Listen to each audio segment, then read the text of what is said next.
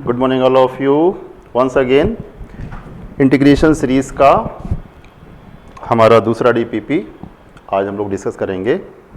First DPP में हम लोगों ने basically integration by part, substitution, ये सारी चीज़ों को डिस्कस किया था। शायद आज की डीपीपी में कुछ आगे की फर्दर चीज़ें हमें मिलेंगी, तो आइए डिस्कस करते हैं। डीपीपी नंबर सेकेंड लेते हैं। क्वेश्चन नंबर फर्स्ट जो कि आपकी स्क्रीन पर डिस्प्ले हो रहा है। Integration of x plus root of x plus 1 divided by x plus 2 of dx। ठीक है, सॉल्व करते हैं, इसको स्टार्ट करते हैं। इंटीग्रेशन है हमारे पास I is equal to integral of x plus root of x plus 1 upon x plus 2। Basically irrational function को टेक ऑफ कर रहा है। इंटीग्रेंड जो हमारा है इरेशनल फंक्शन को टेक ऑफ कर रहा है। और सबसे पहले इसमें कर क्या सकते हैं, फर्स्ट ऑफ ऑल इसमें क्या कर सकते हैं, फर्स्ट ऑफ ऑल इसमें सब्स्टिट्यूशन का रोल है जो कि हम सबको दिख रहा है। कैसे पुट किया हमने x प्लस 1 को टी या टी स्क्वायर, रूट के अंदर है x प्लस 1 टी या टी स्क्वायर, है ना। टी या टी स्क्वायर, टी नहीं रख सकते भाई, टी नहीं रख सकते। इसमें क्या रखना होगा, हमें टी स्क्वायर रखना होगा। क्यों टी स्क्वायर रखना होगा? क्योंकि रूट के अंदर है। तो x प्लस 1 को अपन ने क्या रखा, T square. Therefore dx is equal to twice T D T simply. So I becomes integration of x के प्लेस पर हो जाएगा अपने पास T square minus 1। Okay, x plus 1 under root के अंदर है, x प्लस 1 अंडर रूट के अंदर है, तो ये कितना हो गया अपने पास, t हुआ। अच्छा dx है नीचे x प्लस 2, 1 1 दोनों में ऐड कर देना। x प्लस 2 है ना, 1 इसमें ऐड किया 1 इसमें ऐड किया, तो x प्लस 2 की वैल्यू क्या मिल जाएगी, x प्लस 2 की वैल्यू मिल जाएगी अपन को 1 इसमें ऐड किया 1 इसमें ऐड किया कि T square plus 1 multiplied by dx, dx is twice T D T, twice of d T. इस दो को तो इंटीग्रल के बाहर किया, वेल टी का अंदर मल्टीप्लिकेशन कर देंगे, तो ये हो गया अपने पास टी क्यूब प्लस का टी स्क्वायर माइनस का T divided by T square plus 1 of d T. अब देखिए, जिस समय हम लोग इंटीग्रेशन में पढ़ते हैं पार्शियल फ्रैक्शन, है ना, with the help of partial fraction, integration by the partial fraction, उसमें एक बहुत ही फंडामेंटल रूल जानते हैं कि जब कभी न्यूमरेटर की डिग्री डिनोमिनेटर से ज़्यादा हो, न्यूमरेटर की डिग्री अगर डिनोमिनेटर से कम नहीं है, लेस नहीं है, या तो मोर देन हो या इक्वल हो, तो उस केस में हम क्या करते हैं कि डिनोमिनेटर का न्यूमरेटर में डिवाइड करते हैं। और ये डिवीज़न हम तब तक करते रहते हैं जब तक न्यूमरेटर की डिग्री डिनोमिनेटर से लेस ना हो जाए। ध्यान से सुनिएगा, जब तक डिवाइड करते रहेंगे जब तक न्यूमरेटर की डिग्री डिनोमिनेटर से लेस ना हो जाए। यहाँ पर भी कुछ ऐसा ही है, न्यूमरेटर की डिग्री कितनी है 3, डिनोमिनेटर की डिग्री कितनी है 2, तो डिवीज़न होगा। डिवीज़न आपको तब तक करना है जब तक न्यूमरेटर की डिग्री डिनोमिनेटर से कम ना हो जाए। चलिए डिवीज़न का प्रोसेस हम यहाँ कर सकते हैं। डिवीज़न का प्रोसेस हमने टी स्क्वायर प्लस 1 डिवाइड किया किस में, T cube plus of T square minus of T. First of all T times इसको करेंगे, टी टाइम्स किया तो ये हो जाएगा अपने पास टी क्यूब प्लस का टी स्क्वायर, सब्ट्रैक्ट करेंगे माइनस माइनस, है ना, T cube plus of T हो जाएगा, सॉरी टी स्क्वायर नहीं, ये टी का 1 में करेंगे तो ये कितना हो जाएगा आपका, टी हो जाएगा। अच्छा टी क्यूब से टी क्यूब हमारा कैंसिल आउट हुआ, ये हो जाएगा टी स्क्वायर, ये टी है भाई, टी स्क्वायर नहीं है, सॉरी, ये कितना है, टी है, तो माइनस का टी और ये माइनस का टी एक बार और है, तो ये कितना हो जाएगा माइनस का 2t। आप कितने बार करेंगे, 1 टाइम्स करेंगे, 1 टाइम्स किया तो ये हो जाएगा अपने पास टी स्क्वायर और प्लस का 1, इसको भी सब्ट्रैक्ट करते हैं तो माइनस का ये कितना हो गया, माइनस ऑफ 2t प्लस 1, जो कि क्या है हमारे पास, रिमाइंडर। क्या लिख सकते हैं, इसको लिख सकते हैं 2 बाहर, ये ब्रैकेट लगा लेंगे। अच्छा इसको लिख सकते हैं quotient plus remainder upon divisor, सभी को पता है कोशेंट कितना हमारे पास, t प्लस 1 प्लस रिमाइंडर क्या है हमारे पास, माइनस का twice T plus 1 upon divisor, divisor कितना है हमारे पास कि टी स्क्वायर प्लस 1, ठीक है। और इसका हमें क्या करना है, इसका हमें करना है इंटीग्रेशन। ये ब्रैकेट यूज़ कर सकते हो आप, ऐसे ये ब्रैकेट यूज़ कर सकते हो। 2 हमारा बाहर होगा, 2 का दोनों में मल्टीप्लिकेशन कर देते हैं, इधर का स्पेस ले लेते हैं।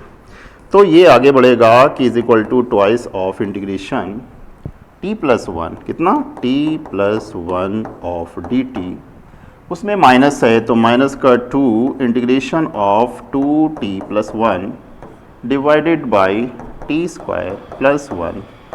आई होप आप उस प्लेस पर पहुंच चुके हो जब आप इंटीग्रेशन को आसानी से कर सकते हो। देखो ये कितना आसान इंटीग्रल है, ये हो जाएगा T square by 2, T square by 2, 2 से 2 कैंसिल किया तो ये कितना बचेगा टी स्क्वायर, ये 1 का टी के रिस्पेक्ट में टी होगा तो ये कितना हो जाएगा ट्वाइस टी, ओके, माइनस का 2। अब ये आते हैं तो इसको अलग अलग डिवाइड करते हैं अपन, अलग अलग करते हैं तो ये हो जाएगा 2t upon T square plus 1 dt, और इसको लिख सकते हैं 1 upon T square plus 1 dt।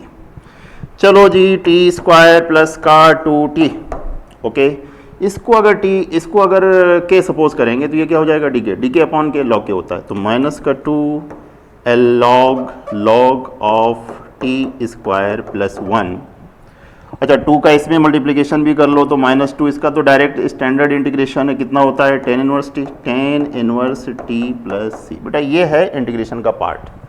अब वही पुराना काम कि आपको ओरिजिनल वेरिएबल में प्लेस करना है। यहाँ से टी की वैल्यू निकालेंगे, टी की वैल्यू कितनी आ जाएगी, टी की वैल्यू आ जाएगी under root of X plus 1, और जहाँ जहाँ आपको टी दिखाई दे रहा है, जैसे यहाँ पर तो डायरेक्ट हो जाएगा -2 tan इनवर्स टी के प्लेस पर ये रख दो under root X plus 1। Option में कहीं दिख रहा होगा -2 tan inverse under root X plus 1, मे भी शायद पहला या मे भी तीसरा, है ना, पहला या तीसरा में से कोई होगा। और आगे बढ़ते हैं, -2 log टी स्क्वायर की वैल्यू कितनी है x प्लस 1, तो ये क्या हो जाएगा x प्लस 2, तो -2 log x plus 2, -2 log x plus 2, ये ऑप्शन की तरफ मैं जा रहा हूँ, सी के तरफ जब मैं जा रहा हूँ। और टी स्क्वायर प्लस 2t को हम रखेंगे तो टी स्क्वायर प्लस 2t को आसानी से रख सकते हैं, टी स्क्वायर आपका ये हो जाएगा और 2t आपका ये हो जाएगा कि twice under root x plus 1। तो हम जाएंगे किसके पास, तीसरे ऑप्शन के पास जाएंगे। तीसरा ऑप्शन हमारा आंसर को कॉन्सेप्ट कर रहा है, ठीक है। आसान क्वेश्चन था, थोड़ी सी मेहनत करने के बाद हम इसको सॉल्व कर सकते हैं। आगे बढ़ते हैं। नेक्स्ट है हमारे पास एक बहुत ही बेहतरीन क्वेश्चन जिसमें आईटीएफ का भी यूज़ है, इंटीग्रेशन का भी यूज़ है, डेफिनेट इंटीग्रेशन का भी यूज़ है। देखिए पूरा क्वेश्चन पढ़ने के बाद हमको आईटीएफ भी दिख रहा है, हमको डेफिनेट इंटीग्रेशन भी दिख रहा है और इंटीग्रेशन भी दिख रहा है। आइए सोचते हैं। सबसे पहले ये वैल्यू निकालना है हमें, है ना, sigma of i is equal to 1 to 4xi, sigma of i is equal to 1 to 4yi।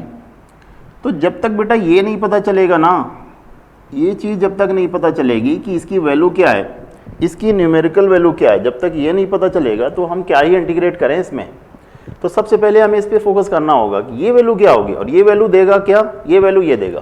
साफ साफ कहता है कि ये सिग्मा इज इक्वल टू 6 पाई के इक्वल है। देखिए आईटीएफ में हम लोगों ने एक चीज़ सीखी थी कि साइन इनवर्स एक्स की जो पीवीआर होती है, प्रिंसिपल वैल्यू रेंज, वो होती है -π/2 से +π/2, और कॉस इनवर्स एक्स की जो पीवीआर होती है, प्रिंसिपल वैल्यू रेंज, वो होती है 0 से पाई। अब यहाँ पर ये कहता है कि ये सम और प्लस ये सम किसके इक्वल होना चाहिए, 6 पाई के इक्वल होना चाहिए। तो लॉजिकली अगर हम सोचें, ये साइन इनवर्स कितने हैं, 4, i is equal to 1 to 4 sine inverse x1 plus sine inverse x2 plus sine inverse x3 plus sine inverse x4। इसी तरह से cos inverse y1 plus cos inverse y2, मतलब साइन इनवर्स की 4 value है और cos inverse की 4 value है। तो हम क्या टेक करें कि इन दोनों का सम 6 पाई के इक्वल आना चाहिए। हम इसमें से क्या टेक करें, लॉजिकली बच्चा लोग सबसे पहले तो यही सोचते हैं कि भाई मैक्सिमम वैल्यू टेक कर ली जाए, π/2 4 को लो, है ना। तो अगर π/2 को 4 टाइम्स लेंगे तो ये कितना बनेगा, 4 × π/2, सही है। अब इसी तरह से cos inverse y1, maximum value कितनी है, पाई, इस पाई को 4 टाइम्स लो, पाई को अगर 4 टाइम्स लेंगे कि 4 × पाई, तो देखो ये कितना हो गया, 4 पाई और 2 पाई, टोटल हमारा कितना बनेगा, टोटल हमारा बनेगा 6 पाई।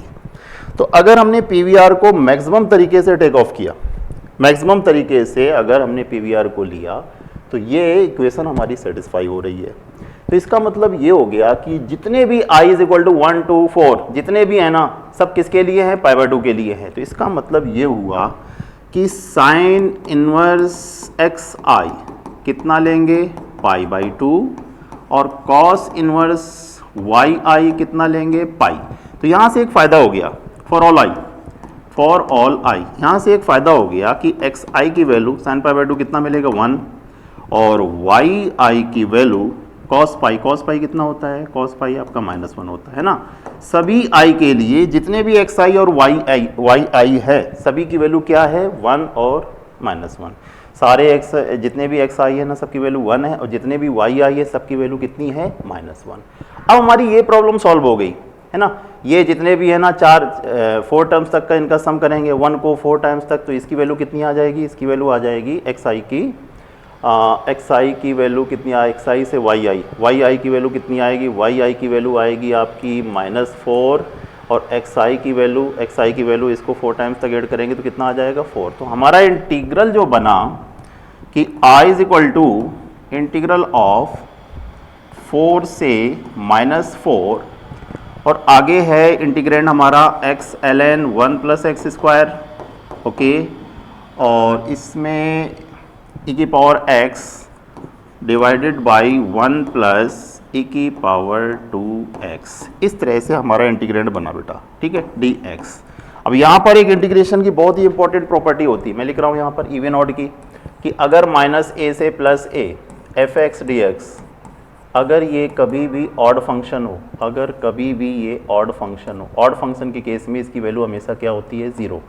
अगर f(x) हमारा कैसा फंक्शन हो, अगर ये ऑड फंक्शन है तो इंटीग्रल की वैल्यू हमेशा 0 होती है, और अगर इंटीग्रेंड हमारा इवन फंक्शन है तो इसकी वैल्यू होती है ट्वाइस इंटीग्रल 0 से a f(x) एंड dx, ठीक है। तो यहाँ पर इंटीग्रल हमारा क्या है, प्लस से माइनस या माइनस से प्लस, आप यहाँ पर माइनस लगा के इसको माइनस से प्लस भी कर सकते हो, इस तरह से यहाँ पर माइनस लगाएंगे तो ये क्या हो जाएगा, -4 से +4, और ये हो गया x into ln 1 + x² e की पावर x अपॉन 1 + e की पावर 2x। अब $1,000,000 बात ये है कि हम ये कैसे डिसाइड करें कि जिसका इंटीग्रल हमें करना है वो इवन फंक्शन है या ऑड फंक्शन है। ये जो हमारा फंक्शन है इंटीग्रेंड जिसे कहते हैं, जिसका इंटीग्रल करना है, आपको ये डिसाइड करना होगा इस प्रॉपर्टी से, क्योंकि ये प्रॉपर्टी की डिमांड है कि इंटीग्रेंड हमारा इवन फंक्शन है कि ऑड फंक्शन है। इवन फंक्शन हुआ तो इसको हम नॉर्मल तरीके से ट्वाइस ऑफ इंटीग्रल 0 से a f(x) dx से इंटीग्रेट कर सकते हैं, और इन द केस अगर ये ऑड फंक्शन हो गया तो कहते हैं कि हमारा सारा काम बिना किए हुए सारा काम हो जाएगा। अगर ये ऑड फंक्शन हो गया तो आपको केवल ये डिसाइड करना है कि ये फंक्शन हमारा इवन फंक्शन है या ऑड फंक्शन है, जो कि बहुत ही आसानी से हम डिसाइड कर सकते हैं। x को -x रखेंगे, देखिए ये जो x फंक्शन है ये तो दूर से दिख रहा है कि हमारा कैसा है, ऑड फंक्शन, और इसको अगर आप x को -x से रख के देखेंगे तो ये आपको कैसा मिलेगा, इवन फंक्शन। सिंपली हम चेक कर सकते हैं, x को -x से हटाएंगे, f(-x) is equal to fx, f of -x is equal to fx। ये किसकी कंडीशन होती है, ये कंडीशन होती है हमारी इवन फंक्शन की। तो अगर इसमें x को -x से हटाएंगे और इसे सिंप्लीफाई करेंगे तो हम आराम से ये पता कर सकते हैं कि ये फंक्शन कैसा होगा, इवन फंक्शन, और x हमारा क्या है, ऑड फंक्शन, और ऑड और इवन का मल्टीप्लिकेशन, ऑड फंक्शन और इवन फंक्शन का जो मल्टीप्लिकेशन होता है वो हमेशा क्या होता है, ऑड फंक्शन। तो इंटीग्रेंड हमें कैसा मिला, टोटल फंक्शन हमें मिला ऑड फंक्शन। तो इंटीग्रल की वैल्यू इस प्रॉपर्टी से हमारी क्या आना चाहिए, 0, जो कि किसकी तरफ जा रहा है, फर्स्ट ऑप्शन की तरफ जा रहा है। तो इस इंटीग्रल की वैल्यू क्या होगी, इस इंटीग्रल की वैल्यू होगी 0। नेक्स्ट बढ़ते हैं आगे। अगला क्वेश्चन है हमारे पास, if un is equal to integral 0 to π/2 x की power n sin x dx then the value of u10 + 90 u8। कहते हैं कि ये रिडक्शन फार्मूला का, पूरी तरह से रिडक्शन फार्मूला का क्वेश्चन है। un की मदद से हम सबसे पहले निकालते हैं u ऑफ 10, जो कि क्वेश्चन में इन्वॉल्व हो रहा है, u10 + 90 u8। तो u10 की वैल्यू यहाँ से होगी 0 to π/2 x की पावर कितना, n को हमने क्या रखा, n को हमने 10 रखा, तो n को 10 रखा, तो ये हो जाएगा x की power 10 multiplied by sign x dx। अब एनीवन कोई भी कह सकता है कि ये इंटीग्रेशन बाई पार्ट का क्वेश्चन है, इसको हमने क्या सपोज किया, फर्स्ट फंक्शन, इसको हमने क्या सपोज किया, सेकंड फंक्शन, और डायरेक्ट हम कर सकते हैं क्या, इसका इंटीग्रेशन बाई पार्ट। तो फर्स्ट फंक्शन x की पावर 10, सेकेंड का इंटीग्रल, भाई साइन एक्स का इंटीग्रल सभी को पता कितना होता है, फटाफट साइन एक्स का इंटीग्रल, साइन एक्स का इंटीग्रेशन कितना होता है, minus of cos x. Integration by part use कर रहे हैं, क्या यूज कर रहे हैं, use integration by part, integration by part, इसमें हम इंटीग्रेशन बाई पार्ट यूज कर रहे हैं। फर्स्ट और सेकेंड को माना दो फंक्शन का प्रोडक्ट है, जब कभी दो फंक्शन के प्रोडक्ट का इंटीग्रेशन करना होता है तो हमेशा इंटीग्रेशन बाई पार्ट का यूज करते हैं। Okay, first function integral of second function, bracket close, limit put off करेंगे, लिमिट क्या हमारी 0 to π/2, okay, minus integral 0 to π/2 d over d x of first function, इसका डी ओवर डी एक्स है ना बेटा। 11th क्लास का बच्चा, normal बच्चा भी इसका डी ओवर डी एक्स बता देगा कि 10 ऑफ एक्स की power 9 multiplied by sine x का integration minus of cos x d x. चलिए इसमें लिमिट रख लेते हैं। सबसे पहले π/2, कॉस 90 कितना 0, कॉस 90 कितना 0, पूरा टोटल 0 हो गया। फिर 0 एक्स की प्लेस पर जब लोअर लिमिट 0 रखेंगे तो ये भी 0 हो गया, तो टोटल इसकी जो वैल्यू आई, इसकी वैल्यू आपकी कितनी आ जाएगी 0, और माइनस माइनस प्लस, ये प्लस हो गया, 10 को अपन बाहर निकाल सकते हैं, तो ये हो गया 0 to π/2, 0 to π/2 एक्स की power 9 into cos x d x. बेटा हम यहाँ पर पहुँच चुके हैं। अब देखिए काम हमारा अभी भी नहीं बना, क्योंकि हमें जिसकी वैल्यू निकालना है वहाँ तक हम नहीं पहुँच पाए। तो उसके लिए एक तरीका और है कि एक बार इसमें इंटीग्रेशन बाई पार्ट और यूज़ करेंगे, फिर से इसको क्या सपोज करेंगे फर्स्ट फंक्शन, और इसको क्या सपोज करेंगे सेकंड फंक्शन, क्योंकि ओरिजिनल इंटीग्रल में हमारा साइन एक्स इन्वॉल्व हो रहा है। तो ये कॉस से साइन मिलाने के लिए हमें एक बार इंटीग्रेशन बाई पार्ट और यूज करना होगा। तो देखते हैं u10 is equal to first function, 10 को बाहर ही रखते हैं, 10 को बाहर ही रखते हैं, फर्स्ट फंक्शन x की पावर 9, सेकंड का इंटीग्रल, कॉस का इंटीग्रल कितना हुआ, कॉस का इंटीग्रल हो गया साइन x। अच्छा लिमिट इसमें यूज़ करेंगे 0 to π/2 minus integral 0 to π/2 d over d x of first function कितना मिला 9 ऑफ एक्स की power 8 multiplied by sine x d x, bracket closed. Limit वगैरह सारी पुटअप करते हैं, यहाँ पर 10 ये लिखा, यहाँ लिमिट पुटअप करते हैं तो π/2 पहले रखेंगे, यहाँ से π/2 की पावर कितना हो गया 9, साइन π/2 कितना होता है 1, सभी जानते हैं, 0 रखेंगे तो ये कितना हो गया 0। अच्छा बेटा यहाँ से -9, ठीक है ना, यहाँ से अगर आप ध्यान से देखेंगे तो ओरिजिनल इंटीग्रल से इसकी कंपैरिजन हो जाएगी, और वैसे भी हमें जिसकी वैल्यू निकालना है ना उसमें u8 इन्वॉल्व हो रहा है, तो 9 को बाहर करने के बाद जो बाकी बचा हुआ इंटीग्रल है वो किसको शो करता है, वो शो करता है अपने u8 को। ये जो रिडक्शन फार्मूला है, ज़्यादातर केसेस में जब हम रिपीटेड इंटीग्रेशन बाई पार्ट करते हैं तो वही इंटीग्रल हमारा रिपीट हो जाता है ओरिजिनल फॉर्म में जो चले थे हम लेकर के। तो ये वैल्यू आपकी आई कुछ इस तरह से, ब्रैकेट क्लोज किया, यहाँ पर क्या है u10, इसको ट्रांसपोज करके इधर लाते हैं, ठीक है ना, इसको ट्रांसपोज करके 10 से मल्टीप्लाई कर सकते हैं, तो ये कितना हो जाएगा प्लस का 90 u8 इज इक्वल टू, इसमें 10 से मल्टीप्लाई करते हैं तो 10 मल्टीप्लाइड बाई π/2 की पावर 9। क्वेश्चन में क्या पूछ रहा है, क्वेश्चन में पूछ रहा था कि we have to find the value of u10 plus 90 of u8, जिसकी वैल्यू क्लियर कट शो हो रही है कि 10 ऑफ π/2 की पावर 9, 10 ऑफ π/2 की पावर 9। हम किसके साथ जाएंगे, ऑप्शन नंबर सी के साथ जाएंगे, ठीक है ना। एक बहुत ही बढ़िया क्वेश्चन हम लोगों ने डिस्कस किया, इसको आप कम से कम 2 बार 3 बार इस क्वेश्चन को रिपीट करें, इस क्वेश्चन को सॉल्व करें, बहुत ही आसान क्वेश्चन माने जाते हैं। और इस तरह के बहुत सारे क्वेश्चंस एन फॉर्म में दिए रहते हैं जिसमें से पर्टिकुलर वैल्यू पूछता है इंटीग्रेशन की, तो अगर आप इसको 2-3 बार रिपीट करेंगे अपनी कॉपी पे तो इसका आइडिया दिमाग में बैठ जाएगा कि इस तरह के क्वेश्चन को सॉल्व करने का तरीका क्या होता है। बढ़ते हैं आगे, नेक्स्ट क्वेश्चन। एक और important question, given in is equal to integration of cot की पावर nx dx। इंटीग्रेशन में एक फॉर्म है रिडक्शन फार्मूला, है ना, ये सारे क्वेश्चंस, ये जो पिछला था और ये सब उसी से लिए, cot की power nx dx, then we have to find the value of i0 plus i1 plus twice of i2 से लेके i8 plus of i9 plus i of 10 is equal to a of u plus u। u की value बेटा इधर दी है, u is equal to कितना दिया है cot x, ये मत सोचना u कहाँ से कूद पड़ा क्वेश्चंस में, तो u की वैल्यू आगे दी है कि u is equal to cot x, c is the constant of integration. तो हमें वैल्यू फाइंड आउट करना किसकी, a की वैल्यू फाइंड आउट करना, क्योंकि चारों ऑप्शन में a के विषय में ही प्रेडिक्शंस हैं, a is constant, a is equal to -1, a is equal to 1, a is dependent on x। आइए बढ़ते हैं आगे। तो सबसे पहले I N given in the question integration of cot की पावर एन एक्स। बेटा हम एक काम करते हैं ना, इसको लिख सकते हैं कॉट की पावर n माइनस 2x। तो भाई कॉट स्क्वायर से मल्टीप्लाई करना पड़ेगा, कॉट स्क्वायर से मल्टीप्लाई करना पड़ेगा, कॉट स्क्वायर से मल्टीप्लाई करना पड़ेगा। देखिए कोई भी रिडक्शन फार्मूला कॉट का हो या टेन का हो, ज़्यादातर केसेस में, सारे केसेस में एक ही काम करते हैं कि पावर n को ब्रेक कर लेते हैं n माइनस 2 और 2 में, ठीक है ना, चाहे वो 10 का हो चाहे वो कॉट का हो, दोनों का प्रोसीजर सेम है हमारा। इस तरह से हम ब्रेक कर लेते हैं और इसके बाद फिर कॉट स्क्वायर एक्स में लगाते हैं ट्रिग्नोमेट्रिक आइडेंटिटीज। कौन सी? कि cot square x is cot की power n minus 2x। Cot square x को क्या लिख सकते हैं? 1 plus cot square x is equal to cosec square x. तो कॉट स्क्वायर एक्स कितना हो गया? Cosec square x minus 1 of d x. Multiplication once again, cot की power n minus 2x into cosec square x d x. 1 में multiplication करते हैं minus, बेटा 1 में जब मल्टीप्लीकेशन करेंगे ना तो जैसा कि दिया हुआ है ये कॉट n कितना आई एन, तो ये कितना बनेगा 1 में मल्टीप्लाई करने के बाद कॉट की power n minus 2x dx है ना, जिसको अपन क्या लिख सकते हैं आई एन माइनस 2। अच्छा इस आई एन माइनस 2 को ट्रांसपोज करो आई एन की तरफ, तो I n plus I n minus 2 becomes integration of cot की power n minus 2x multiplied by cosec square x d x.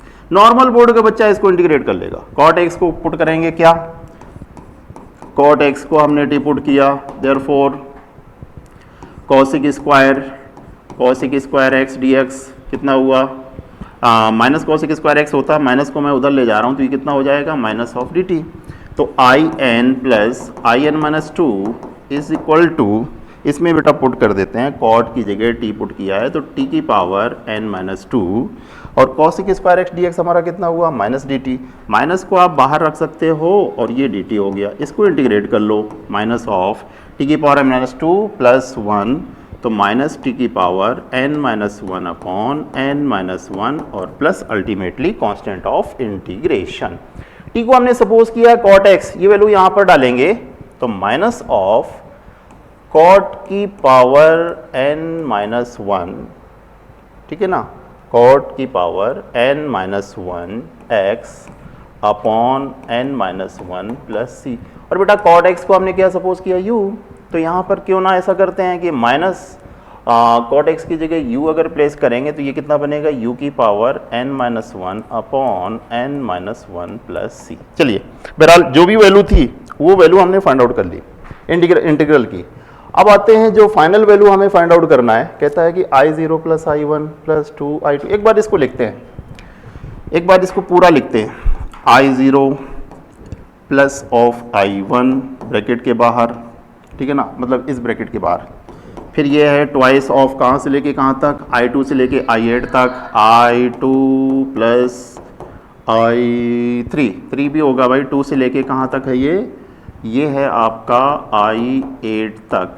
अच्छा ठीक है, आगे लास्ट में 2 टर्म हमारे और हैं i9 प्लस i10।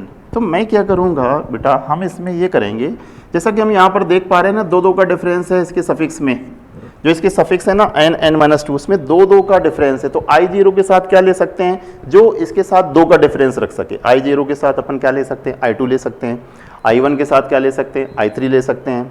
अच्छा i3, i5 के साथ क्या आएगा, i5 के साथ i3 आ जाएगा। अच्छा 9 के साथ क्या है, 9 के साथ 7 आ जाएगा। अच्छा कहाँ तक है ये हमारा गया है 10 तक, तो 10 के साथ कितना आएगा, 10 के साथ हमारा 8 आ जाएगा।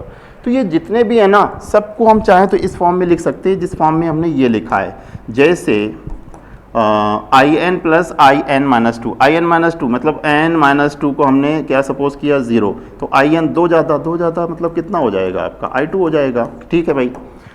अब इसी तरह से i1 के लिए कितना होना चाहिए, i3 होना चाहिए। इसी तरह से 2 के लिए, नहीं 2 आ चुका हमारा, 2 आ चुका है ना, i0 i1 i2 आ चुका। इसी तरह से बेटा 1 का 3 हो गया और 5 के साथ कितना होगा, 5 के साथ हमारा 2 हो जाएगा। और वैसे भी ये डबल दिए, देखिए ये हमारा 2i2, तो एक i2 तो हमारा किसके साथ जाएगा, एक i2 तो हमारा i0 के साथ जाएगा और एक i2 किसके साथ जाएगा, 4 के साथ जाएगा।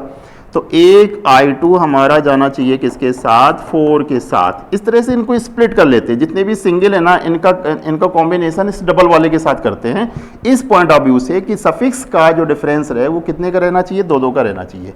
इसी तरह से अल्टीमेटली अपन लिखेंगे कि I 10 के साथ क्या होगा, 8 होगा, और ये मैंने क्या लिखा, 10, है ना। तो इसी रिजल्ट का यूज करके जो अपन ने लिखा ना माइनस ऑफ यू की power n minus 1 upon n minus 1, इसी रिजल्ट का यूज करके ये जितने भी रिजल्ट्स हैं, जैसे इसके लिए अपन n क्या रखेंगे, इसके लिए n इज इक्वल टू 2 लिया जाएगा, यहाँ पर रख सकते हैं n इज इक्वल टू 2, तो कितना हो जाएगा, माइनस ऑफ u हो जाएगा, क्योंकि 2 माइनस 1 1 हो गया, 2 माइनस 1 1 हो गया, तो माइनस ऑफ u हो जाएगा। फिर इसके लिए n इज इक्वल टू क्या लेंगे, 3 लेंगे, है ना। इसको आप लिख सकते हैं माइनस, पहला क्या मिला हमें, u, और इसके बाद इसके लिए क्या लेंगे, n हम इसके लिए 3 लेंगे। अगर 3 लिया तो स्क्वायर बटे स्क्वायर, तो ये कितना हो जाएगा, माइनस u स्क्वायर बाई 2। इसी तरह से 10 के लिए अगर लेंगे तो 9 अपॉन 9, आप रिजल्ट में भी देख सकते हैं। तो ये इसी तरह से चलता चला जाएगा, लास्ट में माइनस u की पावर 9 अपॉन 9 ये किया, और लास्ट में constant of integration. I hope जो बच्चे ध्यान दे रहे हैं उनको समझ में आ चुका होगा कि जो वैल्यू हमें फाइंड आउट करना है ना, एक ही कंपेयर करेंगे इससे उसकी, तो ए की वैल्यू यहाँ से डिस्प्ले हो रही है। अगर वहाँ से ये जितने भी u के मेंबर है इन सब से अगर माइनस कॉमन ले लेंगे तो देखिए रिजल्ट को यहाँ से हम कंपेयर कर सकते हैं, u plus you square by 2 plus u cube upon 3 से लेके कहाँ तक जाएगा, u की power 9 upon 9। It means a की वैल्यू कितनी आनी चाहिए, a की वैल्यू आनी चाहिए -1। ये है इस क्वेश्चन का आंसर। रिडक्शन का एक बेहतरीन क्वेश्चन। बढ़ते हैं आगे। नेक्स्ट है the value of integral. Literally ये एक तरह का डेफिनेट इंटीग्रेशन की प्रॉब्लम है, और इसमें हमें पता करना है कि इस इंटीग्रल की वैल्यू पहले ऑप्शन के हिसाब से कितनी होनी चाहिए, π/2 इंटीग्रल 0 से पाई f sin x dx, दूसरे इंटीग्रल के हिसाब से पाई 0 से π/2 f sin x। ये शायद आपको डिस्प्ले ना हो रहा हो, ये 0 लिखा है आपका, 0 से π/2।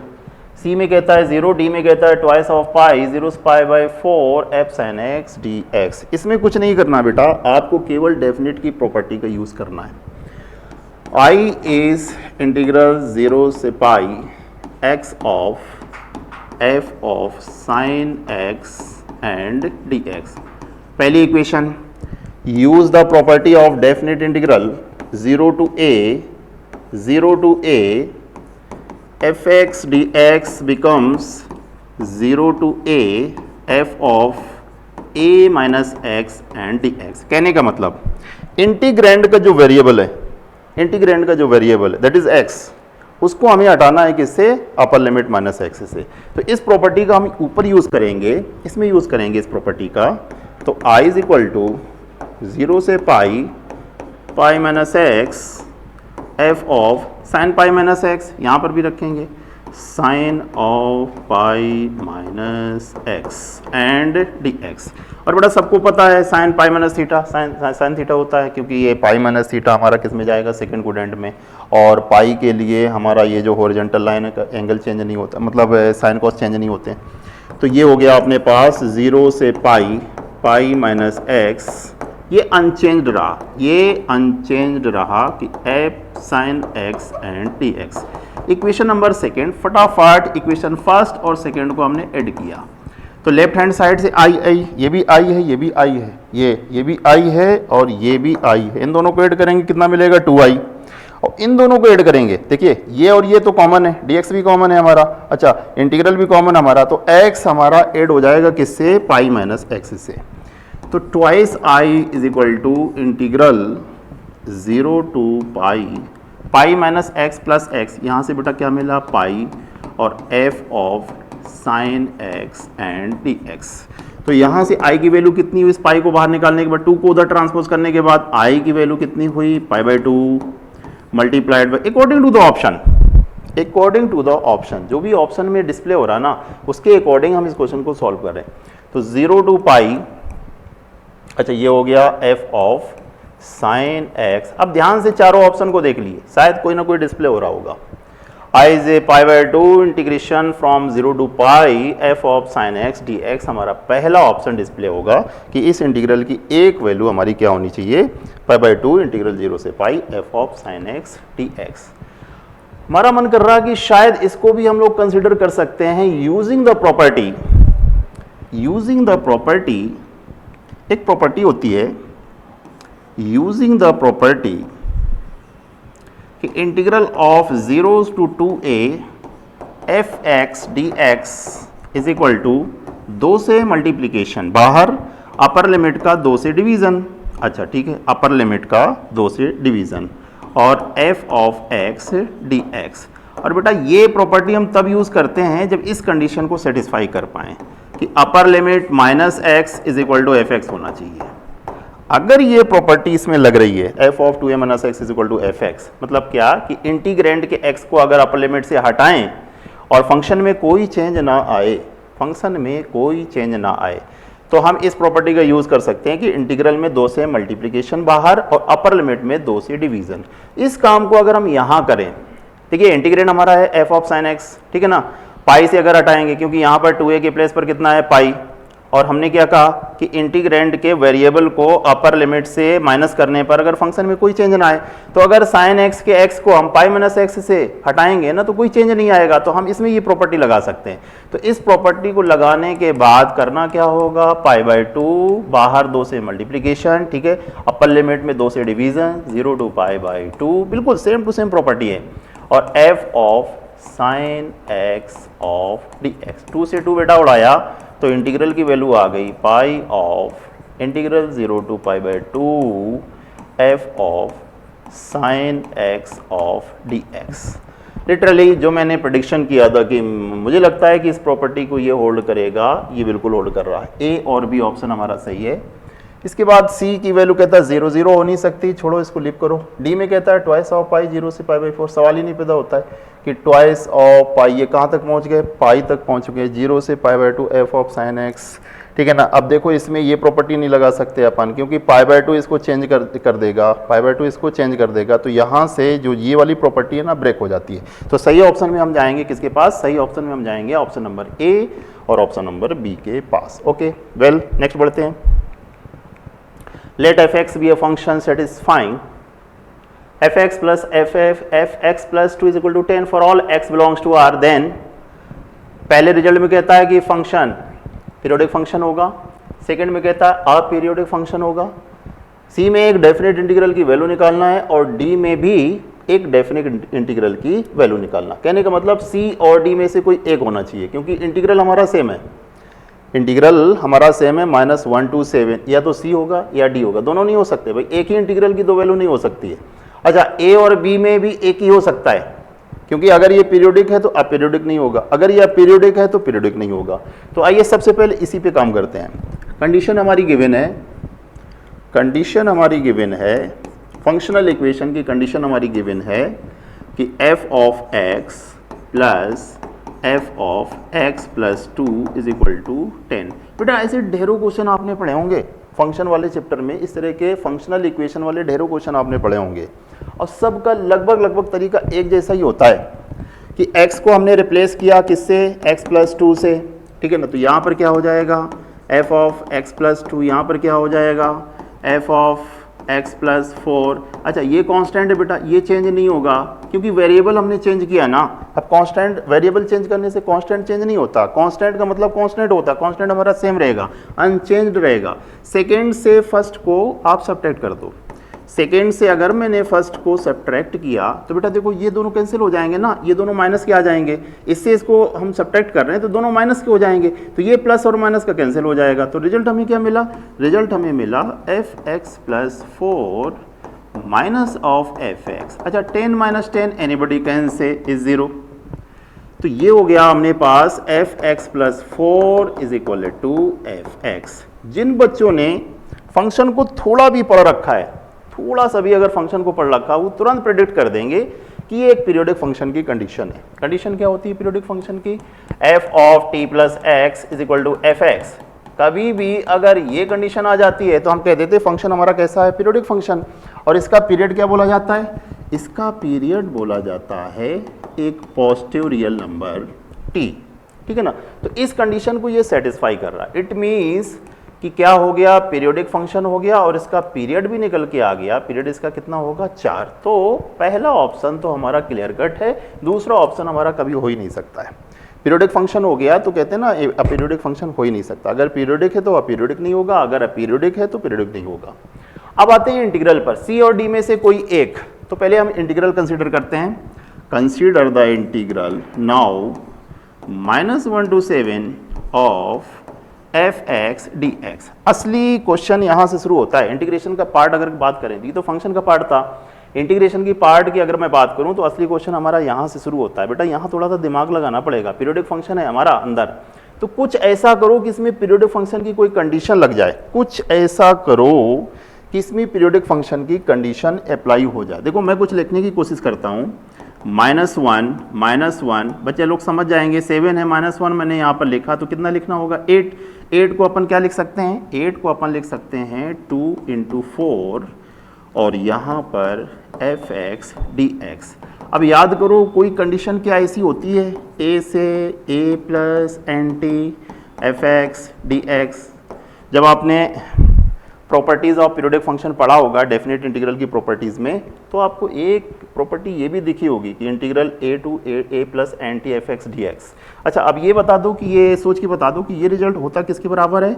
ये बेटा रिजल्ट बराबर होता है n ऑफ 0 से t एंड fx dx। सबको याद होता है ये जो छोटी छोटी सी प्रॉपर्टी ना डेफिनेट इंटीग्रल की पीरियोडिक फंक्शन को लेके, सबको ये छोटी छोटी सी कंडीशन याद होती है। तो इसको यहाँ पर अप्लाई करेंगे, इस प्रॉपर्टी को हम यहाँ पर अप्लाई करेंगे।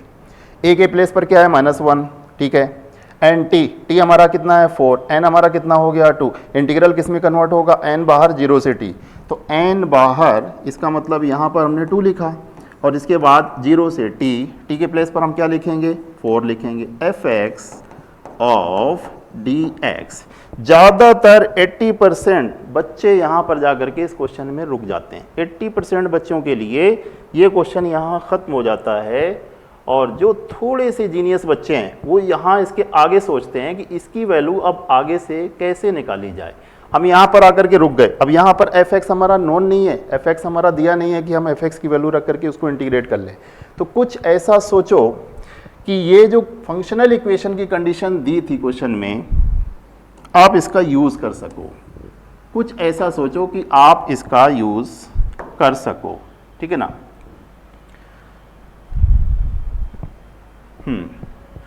बेटा फंक्शनल इक्वेशन यहाँ पर यूज़ करना है हमें। हम पहुँच चुके हैं कहाँ तक, हम पहुँच चुके हैं यहाँ तक, इंटीग्रल ऑफ 2 0 से 4 fx dx। तो यहाँ से कुछ ऐसा काम करना होगा कि हम फंक्शनल इक्वेशन की कंडीशन को यूज़ कर सकें। देखो हमारे पास क्या है, हमारे पास है integral i = twice of 0 to 4 ही होना चाहिए। अच्छा यहाँ पर क्या है, fx dx। बेटा यहाँ पर ये कंडीशन यूज़ कर देते हैं। डेफिनेट इंटीग्रल की शुरुआती दूसरी तीसरी कंडीशन है कि a to b fx dx = a to c fx dx plus c to कहाँ तक पहुँचना है, b तक पहुँचना है, b तक पहुँचना है और fx dx। तो ये हमारा जो 0 से 4 है इसको आप ब्रेक करो, यहाँ पर ब्रैकेट यूज़ कर सकते हैं। तो 0 से 4 को हमने लिखा 0 से 2, ठीक है, fx dx और इसके बाद सेकेंड इंटीग्रल में क्या लिख सकते हैं, 2 to 4 fx dx। और ये जो सेकेंड इंटीग्रल है ना बेटा, इसमें हमें कुछ काम करना होगा। इसमें हमने x को कुछ रख दिया, x को हमने रख दिया t+2, तो लिटरली dx = कितना हो जाएगा dt। अच्छा लिमिट क्या चेंज हुई, लिमिट क्या चेंज हुई, सोच के बताइए ज़रा, लिमिट क्या चेंज हुई, 0 से 2 और fx dx। अच्छा t की लिमिट क्या होंगी, पहले हमने 2 डाला तो 2 डालेंगे तो कितना मिलेगा 0, फिर हमने यहाँ पर 4 से 4 - 2 कितना मिला 2। अच्छा fx का मतलब क्या है, ft+2। ft+2 को x के फॉर्म में अगर लिखना चाहें तो अपन क्या लिख सकते हैं, fx + 2 dx। अब आप कहोगे मास्टर तूने ऐसा क्यों किया, पहले x को t+2 में चेंज किया, फिर t को x में रख दिया, तो बेटा वेरिएबल चेंज करने से डेफिनेट इंटीग्रल की वैल्यू चेंज नहीं होती। सबको पता है यार, सिंपल सी बात है, बोर्ड वाले बच्चे भी जानते हैं। पहली प्रॉपर्टी है integral a to b fx dx is equal to integral a to b ft dt, है ना। वेरिएबल चेंज किया है, बाकी और कोई चेंज नहीं किया, लेकिन अगर मैंने वेरिएबल चेंज किया है तो इंटीग्रल की वैल्यू चेंज नहीं होती। अब देखिए 0 से 2 fx dx प्लस 0 से 2 fx प्लस 2 dx, यहाँ पर हमने इसको कॉमन लिया तो 0 से 2 fx plus f of x plus 2 and dx हमारा काम बन गया।